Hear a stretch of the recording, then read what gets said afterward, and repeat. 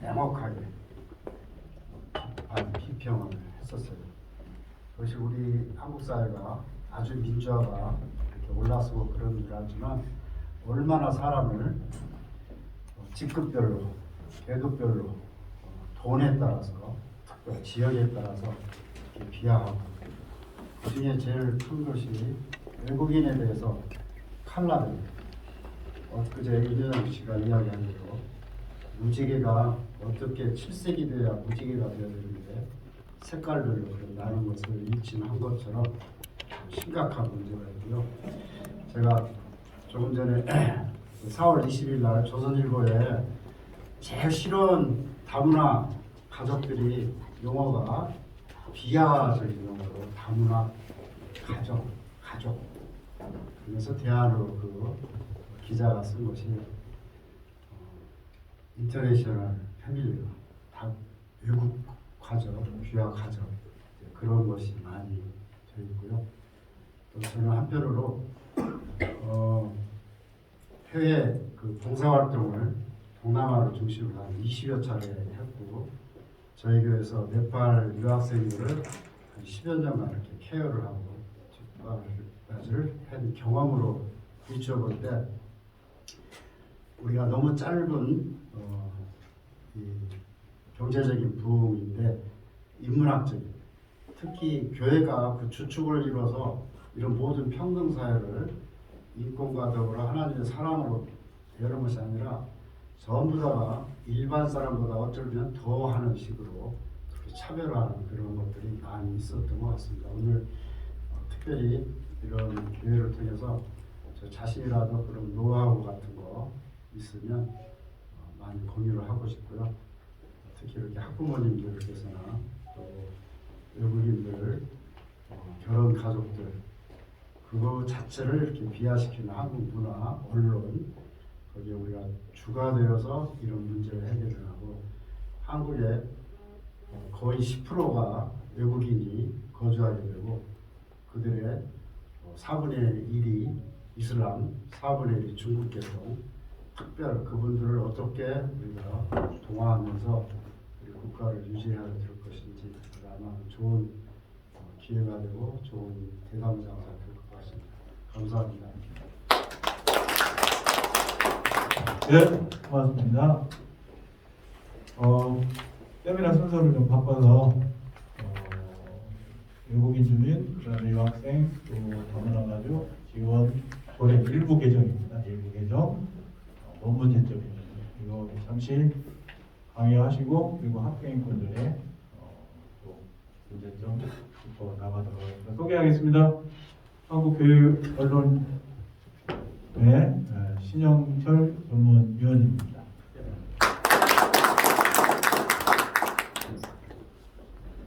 마이크 주십시오.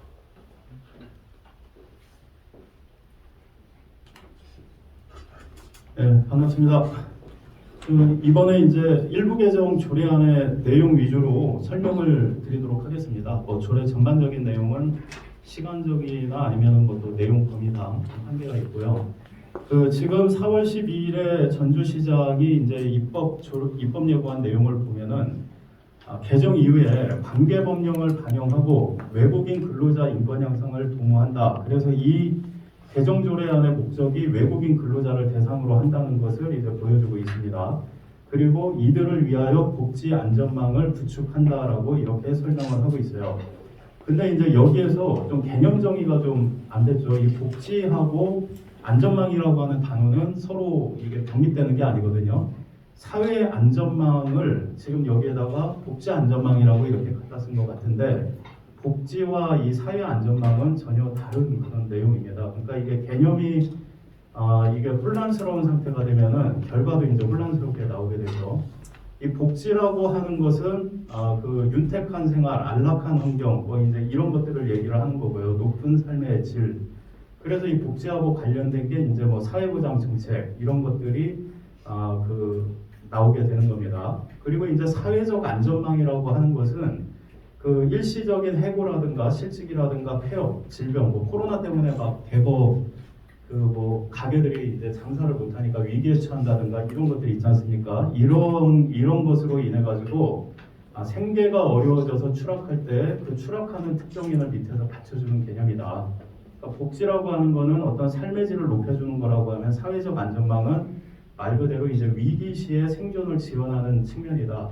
이렇게 되어 있습니다. 그래서 이것을 이제 그 서커스단에서 공연을 할 때 밑에 안전망이 있으니까는 마음 놓고 하는 거 아니에요? 그 우리가 그 일상생활 살아가는 것도 직장 생활을 하고 뭐 사업을 하고 이러다가 그 자기가 크게 이제 실패한다거나 사고가 나서 뭐 직장 생활 못 한다거나 이럴 때에 그럴 때 필요한 게 사회적 안전망이라는 개념입니다. 복지가 아니라.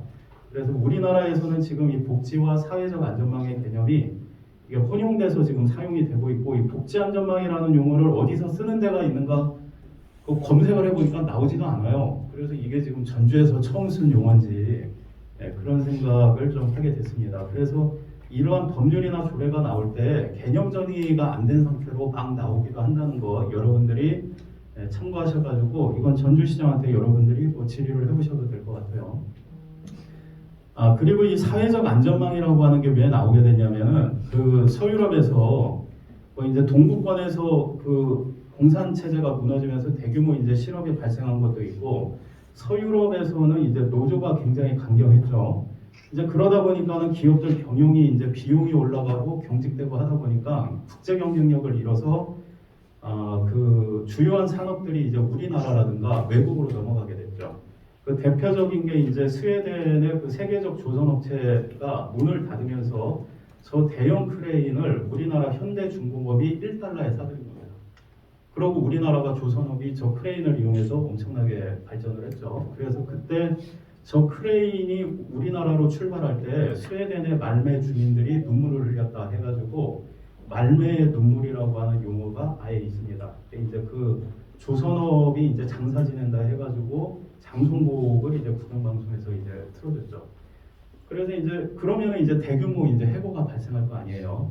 그러고 이제 저러면서 그 폐해를 극복하기 위해서 야 일단 기업 경영이 유지가 돼야 고용이 유지가 되는 거 아니냐. 그래서 경영자의 이제 그 권한 이것을 이제 그 서유럽 사회민주주의 국가들도 강조하게 됩니다. 그걸 이제 신자유주의라고 해요. 신자유주의에서는 해고를 마음대로 할 수가 있습니다. 그러니까 이게 회사가 망해서 모두가 실직자가 될 거냐, 아니면 기업을 유지시켜가지고 적정 수준의 고용을 유지하면서 그리고 이제 사업이 더 번창하면 더 많은 고용을 이루게 할 것이냐.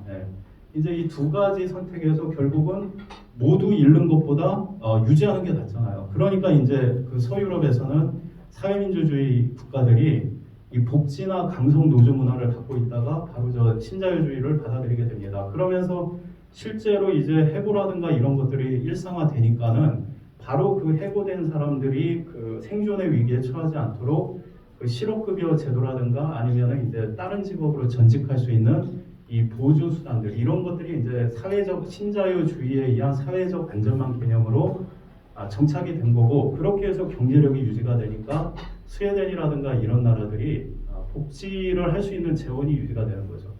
우리나라는 정치인들이 복지를 한다고 하지만 재원이 없잖아요. 그러니까 뭐예요? 빚을 내잖아요. 근데 그 빚은 결국 국민들, 도민들이 갚아야 될 돈이잖아요. 그러니까 조상 못 하죠. 당신이 갚으시오, 내가 당신한테 주겠소. 이거 하는 거거든요. 그리고 뭐 경기도에서 보편적 뭐 재난지원금 한다면서 끽 10만 원이죠. 그 10만 원 때문에 죽고 살고 뭐 그런 거 아니잖아요. 그러니까 이게 우리나라는 결국은 경제가 뒷받침되지 않으면 복지도 안 된다는 거죠. 그래서 우리나라의 복지 천국으로 알려져 있는 저 스웨덴이 해고가 정말 쉽다. 철학이 바뀌었다는 거죠. 직업을 보호하지 않고 사람을 보호한다. 저물어 가는 직업군은 소멸되도록 유도하고 새로운 분야로 옮겨 일하도록 한다. 그래서 사회적 안전망이 구비되어 있다. 저렇게 설명을 하고 있습니다. 그러니까 사회적 안전망 개념은 복지 개념하고 전혀 틀린 거거든요. 근데 지금 이 전주시 조례에서는 복지 안전망 이거는 정말 이게 제가 생각할 때는 이게 지금 말이 안 되는 개념이에요. 그리고 이 사회적 안전망이라고 하는 것을 사회보장제도, 복지제도하고 유사한 개념으로 지금 잘못 사용하고 있다 이렇게 지적을 하고 있죠. 그래서 아무튼 이 두 개의 개념을 붙여서 복지 안전망을 구축한다는 이 개정 사유 자체가 이거 요 전주시가 지금 개념 정리가 안 돼 있는 거 아닌가 그 생각을 하게 됩니다. 그리고 여기 이제 개정하는 내용이 신설한다는 거죠. 일시적 또는 긴급한 보호가 필요한 외국인 주민에 대한 쉼터 등 보호와 지원을 이제 제공한다는 건데, 그 앞에 여기 1번의 사유에서 요 대상이 외국인 근로자라고 되어 있잖아요. 그러면 여기에서 말하고 있는 외국인 주민은 외국인 근로자를 이야기를 하는 거겠죠. 그러면 외국인 근로자는 한국에 와서 돈을 버는 사람들 아닙니까? 그죠? 그 우리나라도 직장인들이 자기가 돈을 벌어가지고 자기가 주거 비용 내고 살잖아요. 뭐 위기 상황 처해가지고 뭐 쉼터나 이런데 가야 될 사람들은 그 완전히 이제 그 노숙자 정도 됐을 때 쉼터나 이런데 가는 거죠. 아니면 뭐 정신적으로 이제 됐다든가. 근데 여기에서 말하는 그 일시적 또는 긴급한 보호가 필요한 그러니까 외국인 근로자죠. 외국인 근로자에 대한 쉼터를 그러면 왜 지원을 하느냐. 이 사유가 지금 명확하게 나와 있지 않죠. 그런데 지금 금년 2월에 보면은 그 경기도 의회에서 여기 민주당 의원이 발의한 걸 보면은 불법 체류 외국인 노동자들한테 쉼터를 지원하자 이렇게 이제 언급을 하고 있거든요. 이 미등록이라고 하는 것은 여기 정상적이면은 등록 외국인이죠. 합법 체류자라면. 근데 미등록이라고 하는 것은 어떤 사유가 됐든 불법 체류자 신분이라고 하는 거죠. 그러니까 불법 체류자를 위한 쉼터, 불법 체류 외국인 노동자를 위한 쉼터를 제공하자라는 게 지금 전주시에서도 요거 동일하게 발의한 의도다라고 우리가 추측을 할 수가 있겠죠. 지금까지 이 정황을 보면은. 그러면은 지금 이 전주시에 먼저 이 질의를 해야 될 게 이 쉼터에 불법 체류자가 그럼 들어오게 될 경우에 즉각 추방 조치를 할 거냐 이제 이걸 물어봐야 되죠. 왜 그러냐면 세금과 정책을 불법 행위자를 위해서 사용한다는 것은 말이 안 되잖아요. 그러면 이걸 지금 불법 행위를 지원하기 위해서 전주시장이 세금과 정책을 쓰겠다라고 하는 조례가 되는 거 아닙니까? 그래서 이 부분에 대해서 먼저 정의를 명확히 해야 된다. 예를 들어 여기에다가 뭐 어떤 사유가 뭐 있을지는 모르겠는데 그 사유를 어떤 사유를 의도하고 지금 이 조례를 만드는 거냐 이 부분에 대해서 구체적으로 답변을 해라. 그거부터 요구를 해야 되겠죠. 그리고 지금 이제 현재 전주시는 이 통합조례거든요. 외국인 주민하고 다문화 가족을 통합한 조례인데 이 내용상 통합이 될 수 없는 부분들이 있습니다. 그래서 이거를 외국인 주민의 외국인 근로자에 대한 부분은 다문화 가족에 비해서는 아무래도 보호하는 내용이라든가 이런 게 좀 떨어지겠죠. 다문화 가족이라고 하는 거는 뭐 우리나라 국민이잖아요. 가족이 결혼해서 혼인이 됐으니까. 그러니까 그 정도 차이가 있는 건데 저거를 원래는 전주시도 별개의 조례였어요. 근데 저 별개의 조례를 2012년도에 통합조례로 만들어버린 겁니다. 그러면서 이 외국인 근로자에 대해서 더 플러스 혜택을 받게끔 하려고 이제 저렇게 만들어 놓은 거죠. 그러다 보니까 지금 다문화 가족 조례하고는 전혀 무관할 수 있는 이런 것들이 지금 나오게 되는 거죠. 이 불법 체류자 지원을 명문화하는 데 지금 이 조례가 악용되는 경우가 이제 생기게 된다라는 거고요. 지금 이 조례에서 용어 정의를 보면은 외국인 주민이란 해가지고 관내 유학생 그리고 생계활동에 종사하고 있는 외국인, 그러니까 이게 외국인 노동자라는 거죠. 그리고 그 밑에는 이제 한국 국적을 취득한 자와 그 자녀들 이렇게 되어 있습니다. 그래서 외국인 근로자를 외국인 주민에 이제 포함하여 정의를 하고 있다.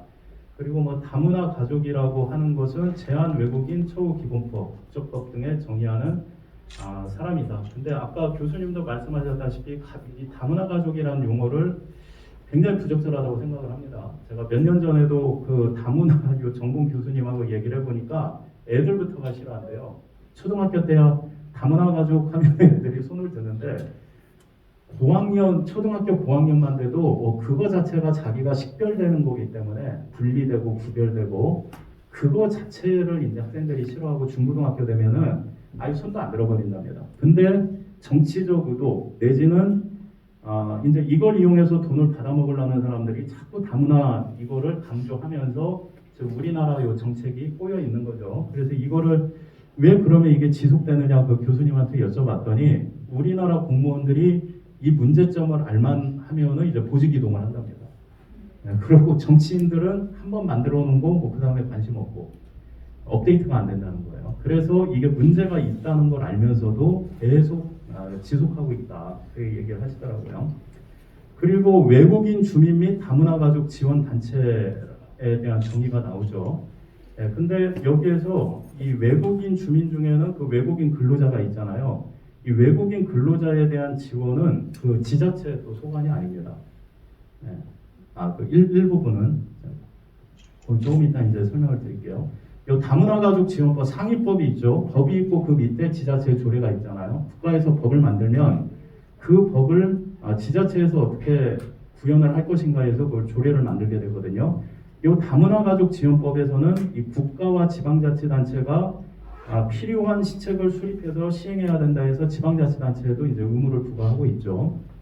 그런데 이 외국인 근로자 고용에 관한 법률에서는 외국인 근로자 관련 단체에 대한 지원은 국가가 하는 겁니다. 국가. 지방자치단체가 하는 게 아니에요.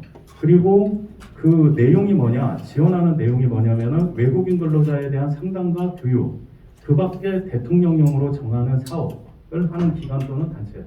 그러니까 이 국가가 지원하는 것도 항목이 정해져 있다는 거예요.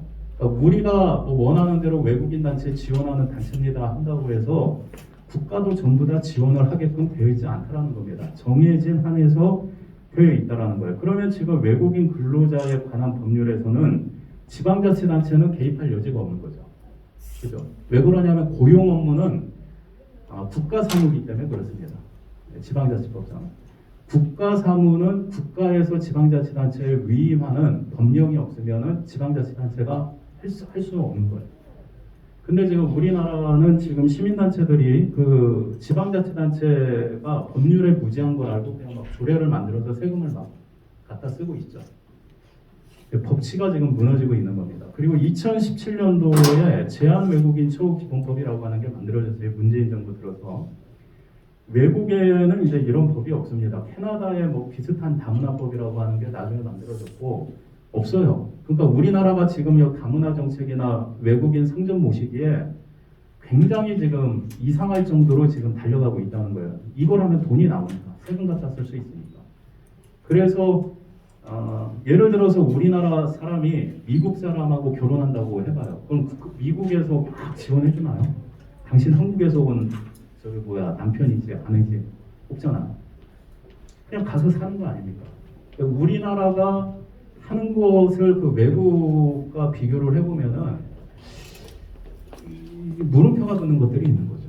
그래서 이거를 외국 사정하고도 좀 비교하면서 갈 필요가 있다. 그래서 자, 그리고 여기 이 외국인 처우 제한 외국인 처우 기본법이라고 하는 걸 만들어 가지고 여기에 지방자치단체의 책무를 이제 집어넣게 된 거죠. 그래서 꼬이게 된 겁니다. 그 외국인 근로자가 그러면은 여기에는 또 포함이 되잖아요. 그냥 외국인이니까. 그래서 체계가 지금 꼬였는데 그러면은 여기에서 할 수 있는 일은 또 뭐냐? 제한 외국인 등의 처우를 증진하기 위한 목적을 달성하기 위한 거라니까 불합리한 차별을 방지하고 인권 옹호를 위한 교육 홍보 그 밖의 조치를 하기 위하여 필요한 노력을 해야 한다. 이게 이제 굉장히 광범위한 내용이죠. 그래서 이게 다문화주의가 여기에 반영되면 이슬람 여기 기도처 다 만들어줘야 돼요. 할랄급식 다 보장해줘야 됩니다. 그러면서 이게 우리나라 국가 고유의 전통과 문화와 질서가 와해가 되버리는 거죠. 그리고 이 사회 적응을 지원해야 된다. 그래서 기본적 소양, 생활 지식이라든가 정보 제공, 상담을 할 수 있다. 그리고 결혼 이민자와 그 자녀, 그리고 영주권자는 경제 활동을 할 수 있다. 난민은 난민법에 따라서 한다. 국적 취득 후에 그 3년이 경과하면은 혜택을 볼 수 있다. 전문 외국인 인력의 처우 개선. 여기까지 있습니다. 과거 대한민국 국적을 보유하였던 자 등의 처우. 근데 이것도 지금 우리가 과거에 이제 한민족이다 해가지고 전부 다 받아들이는 그런 명분으로 주장도 되는데, 근데 이 대한민국이 건국된 거는 48년도잖아요. 그러면은 그 이전에는 대한민국이 아닌 거죠. 그러니까 이제 이런 것도 우리나라가 개념이 명확하지가 않습니다. 그러니까 대충 좋은 게 좋은 거지 마인드가 입법에도 다 반영이 돼 있는 거예요. 그래서 지금 여기 이제 보셨지만 요 외국인 처우에 관한 내용에도 외국인 근로자 쉼터 지원 없죠. 그죠? 그러면은 지금 이 외국인 처우, 이 제한외국인 처우법에 의해서도 불법 체류 그 외국인 노동자를 위한 쉼터를 지자체가 해야 된다라고 근거로 삼을 내용은 없다라고 하는 거예요. 자, 그리고 이제 또 하나는, 자, 이제 그러면은 근거가 없는 것을 국가사무에 지자체가 동원해서 세금과 정책을 쓰겠다? 이거는 전혀 명분이 없는 겁니다. 그래서 이것을 할 수 있는 그 근거가 되는 법 조항을 내놔봐라. 라고 이제 시장한테 얘기를 해야 되는 거죠. 그리고 불법 체류자라고 하는 것 자체가 도둑도 불법 행위자죠. 도둑을 도우면 어떻게 됩니까? 이제 도운 사람이 되는 거죠. 같이 뭐 처벌받을 수 있겠죠. 근데 불법 행위자도 사유야 어찌됐건 뭐 불쌍하지 뭐 이걸 떠나가지고 법률적으로 불법을 행한 자잖아요. 이 사람을 도우면 어떻게 돼요? 불법 행위를 하는 거 아니에요. 근데 지금 시장이 나서서 그걸 하겠다고요? 이건 말이 안 되는 거죠. 국가가 아닌 거죠. 그러니까 지금 우리나라 정치 수준이 지금 이 정도라고 하는 게 문제예요. 그러니까 국민들의 각성하지 않으면은 정치인들은 국민들 수준만큼 가는 거기 때문에 그래서 국민들이 각성을 해서 리드를 할 필요가 있다는 겁니다. 그리고 이제 실패한 다문화주의를 지금 목표로 삼고 있는 이 법률과 조례의 문제점이 있다라는 거예요. 여기 보면은 그 독일에서 이 교수님을 이제 2012년에 모시고 특강을 했다는 기사죠. 이 다문화는 잘못하면 폭동의 원인이 될 수 있다. 이 멀티컬처럴이라고 하는 게 지금 우리나라 영호남의 문화가 서로 화해를 못해가지고 지금 몇십 년을 이러고 있는 거 아니에요. 가정에서 남편과 아내가 살아온 문화가 달라서 부부싸움하고 이혼하고 그러는 거 아닙니까? 그러면은 같은 땅에 살고 있는 한국 사람들끼리도 그렇게 문화적 차이 때문에 갈등이 발생하는데 외국에서 수십 년을 살다가 우리나라에 왔어요. 근데 그 사람들의 문화를 그 정체성을 다 유지하면서 살라고 그래. 자, 그럼 우리나라에서 문화적으로 평화가 올까요? 갈등이 심화될까요? 그게 유럽에서 다문화 정책이 실패했다고 다 인정하는 이유입니다. 그런 것들이. 심하면은 폭동까지 꼭 간다는 거죠. 그래서 뭐 독일의 이주 정책이 실패한 원인이 이제 돈만 주면은 될 거다라고 했더니 그 뭐 아랍권에서 여성들이 와서 애 둘셋 낳고 똥똥거리고 산다 그 돈 받아가지고 그러니까 어떻게 돼요? 그 유럽에서 그 무슬림 인구가 급증하게 되는 거죠. 프랑스 같은 경우에 이제 10% 넘어가니까 국민들이 두려움을 느끼죠. 조만간에 이슬람하고 이제 내전이 일어난다고. 그러니까 지금 마크롱 정부도 강력하게 대응하죠. 이슬람에 대해서. 다문화 정책을 처음 시작하고 톨레란스 반영 얘기한 게 프랑스인데 프랑스 국민들 겁에 떨고 살고 있습니다. 사람들이 못 가는 지역이 너무 많아요. 무슬림 거주 지역. 그리고 실업수당의 문제다. 그러니까 이게 예를 들어서 외국인 근로자의 뭐 복지 안전망 해가지고 외국인 근로자가 예를 들어서 뭐 일을 안 해요. 근데 그럼 이 사람도 우리가 뭐 이게 그 체계가 돼 있는지 안 돼 있는지는 모르겠어요. 뭐 다 똑같이 주자. 이런 것들이 오히려 부정적인 그 유인책이 될 수가 있다라는 겁니다. 그래서 그 외국인들이 일은 하지 않고 수당만 받아서 본국으로 보내더라. 그러니까 그런 복지 정책, 사회 안전망을 이용을 한다는 거죠. 그리고 2011년 기사를 보면 영국의 그 총리가 다문화주의가 실패를 했고 그것 때문에 이슬람 극단주의가 영국에 뿌리를 내렸다. 그래서 영국적 가치를 존중하지 않는 단체에 대해서 재정 지원을 삭감하겠다. 토니 블레어 총리도 이슬람 극단주의자들이 영국의 관용 정신을 악용하고 있다. 자, 이거를 그러면 전주에 적용을 해보세요. 무슬림들이 전주시의 관용 정신을 악용해서 극단주의가 뿌리를 내리게 된다. 가능한 거죠. 중국인들이 전주시의 관용 정신을 이용해서 중화 식민지를 건설하고 있다. 이런 것도 가능한 거죠. 그래서 이 외국인 정책에 대해서 굉장히 신중하지 않으면 안 된다는 겁니다. 스웨덴에서 자살한 테러 용의자도 영국에서 태어나서 고등교육을 받은 이민 2세다. 1세대까지는 자기가 살던 환경보다 좋은 곳에 왔기 때문에 뭐 그럭저럭 살아요. 2세대는 그 땅에서 태어나가지고 자라나는데 피부색이 다르고 부모의 언어가 다르다 보니까 언어 습득이 이제 떨어지게 되죠. 언어 습득이 떨어지게 되면은 학업이 떨어지게 되죠.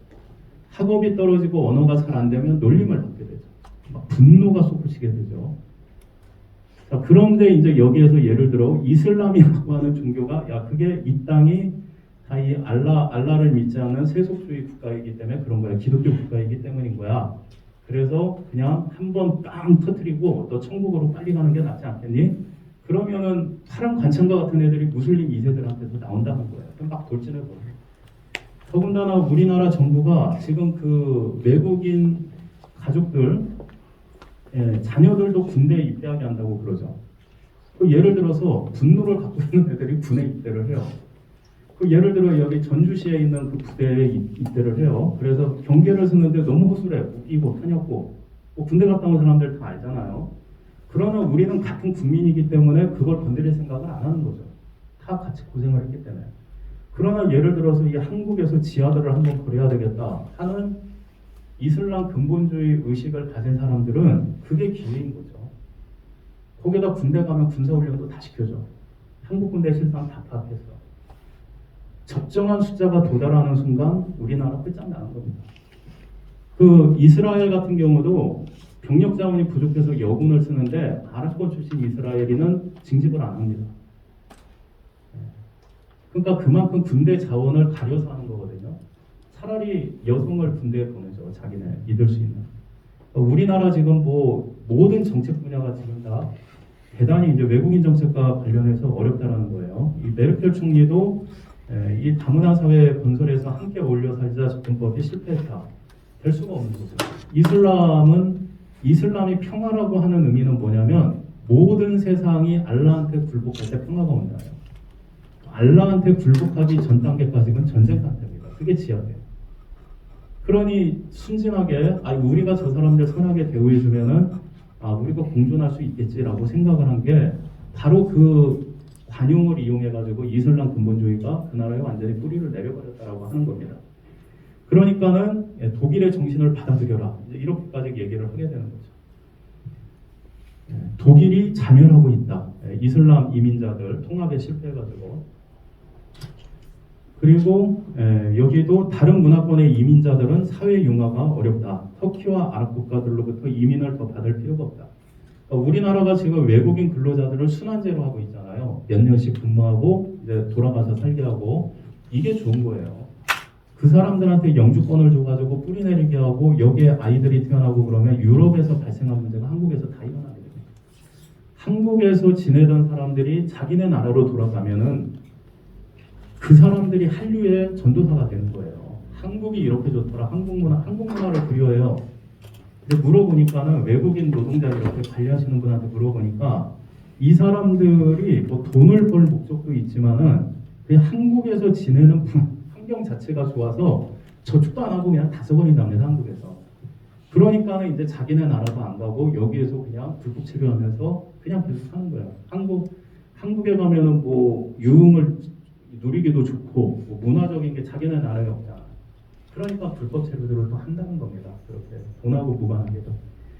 그래서 이러한 이민 정책을 함부로 해서 안 된다. 프랑스의 사르코지 대통령도 이 생방송에서 이 다문화주의는 실패했다. 그리고 프랑스에 있다라면은 공동체에 동화돼야 된다. 이를 수용할 수 없다면 환영받을 수 없다. 그러니까 유럽에서는 대통령들이 이미 10여 년 전에 다 저렇게 공식적으로 70년대부터 다문화주의 제국이 이제 40년 걸쳐서 실패했다고 다 자인을 하고 있는데 한국은 저렇게 유럽에서 실패한 것만 열심히 따라가죠. 사회주의자들이 했던 거라고. 그래서 2005년도 파리 교회에서 발생한 이 폭동들을 이렇게 봤을 때 이민자에 대해서 사회적 경제적 지원을 하는 것만으로 이 사람들이 뭐 안정적인 이웃이 되는 것은 거의 불가능하다. 예를 들어서 지금 미국에서 그 보세요. 흑인들이 이제 그 수백 년간 거기에서 이제 나고 자란 사람들 아닙니까? 자기네들의 할아버지 세대 뭐 이제 그 조상들 세대는 노예로서 이제 학대를 받고 지냈는데 지금 뭐 60년대 이후에 태어나고 이런 사람들은 그런 것들이 이제 점점 해소되는 과정에 왔잖아요. 그렇지만 그 사람들한테 인종차별이라고 하는 걸 불을 질러버리면은 사람들이 다 때려 부수고 다니죠. 인종적 차이가 극복이 안 된다는 겁니다. 그리고 계속 지금 조례라든가 인권교육에서 인종차별 얘기하면 우리나라에서 상담받고 교육받는 사람 외국인들이 무슨 생각하겠어요? 한국인들이 나를 차별하고 있어요. 그리고 이 사람들한테 영주권을 줘서 눌러앉게 해보세요. 그러면은 차별하는 국민들에 대한 투쟁의식으로 바뀌는 거죠. 지금 미국에서는 백인들이 두드려 맞고 아시아인들이 두드려 맞아도 경찰이 개입을 못해요. 흑인들이 지금 막 그러고 다녀요. 못합니다. 뭐 인종차별, 흑인 인종차별로 뭐 그 분위기가 가버리니까 경찰 해체해버리라는데 경찰들도 이제 터치 안 해요. 누가 피해를 봅니다.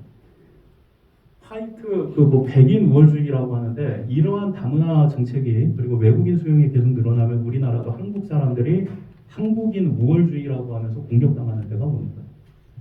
삶의 터전이 예를 들어 여러분들 집에 누구 데려다가 외국 사람 데려다가 놓고 산다고 생각해 보세요. 그리고 이 사람이 섭섭하게 하면 그게 인종차별이라고 생각해 보세요. 같이 데리고 살 수 있는 거. 그리고 그거를 만족하게 못하면 처벌한다고 그러거든요. 불평하면은 그거 혐오 표현이라고 그래서 또 처벌한다고.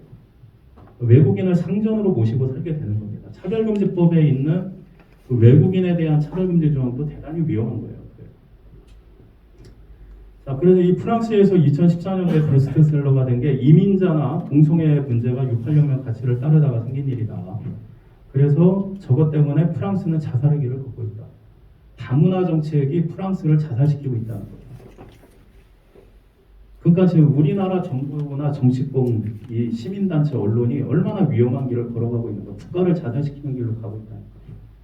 이거를 국민들이 일깨우지 않으면 큰일 난다는 겁니다. 그러니까 유럽에서도 지금 뭐 언론에서는 극우정당이라고 하는데 그 극우정당이라고 하는 사람들이 지금 집권정당까지 가는 게 뭐 한 5-6개까지 또 나왔죠.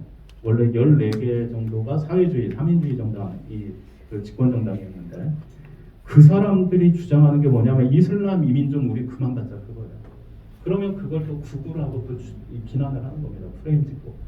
그럼에도 불구하고 이 사람들이 지금 집권정당까지 되는 이유가 뭐예요? 국민들이 피부로 느끼는 거예요. 두려운 거예요. 두려운 거. 외국인들 때문에. 말을 못하고 있지만 처벌하니까. 그래서 그러한 그 다문화 정신, 6.8혁명 정신 그걸로 무장한 프랑스 사회당이 2017년도 총선에서 40석으로 완전히 꼬꾸라졌죠. 그러니까 6.8혁명 그 사상을 가지고서 80년대부터 집권정당을 해왔던 저 여당이 몰락해버린 겁니다. 프랑스 국민들도 50년 해보니까 야 동성애, 뭐 학생권리운동, 그 다음에 다문화주의, 똘레랑스 이거는 우리가 자살이었어 라고 지금 후회를 하고 있다. 이렇게 다 검증이 된 것을 우리는 지금 진보라고 갖다 쓰고 있다. 진짜 진보는 최신 동향을 업데이트해야 될 거 아니에요. 자기네들이 90년대 학습하던 거를 왜 지금도 진보라고 생각하냐고. 그 이후에 30년이지만. 그래서 지금 프랑스가 어느 정도 상황인지 제가 영상으로 한번 보여드리도록 하겠습니다.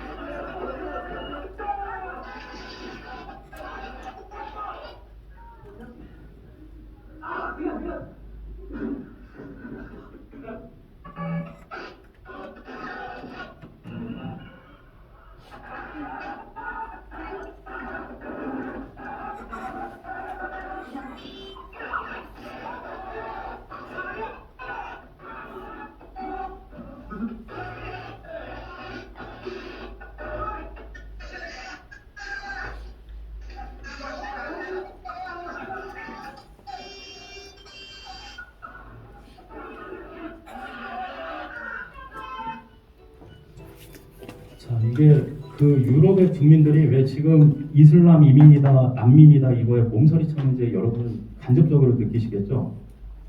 저런 상황이 된다는 거예요. 지금 뭐 난민 인권 활동가다, 뭐 외국인 인권 활동가다 하는 사람들이 그 사람들 말하는 대로 따라가면은 저러한 미래가 한국에서 펼쳐진다는 거예요.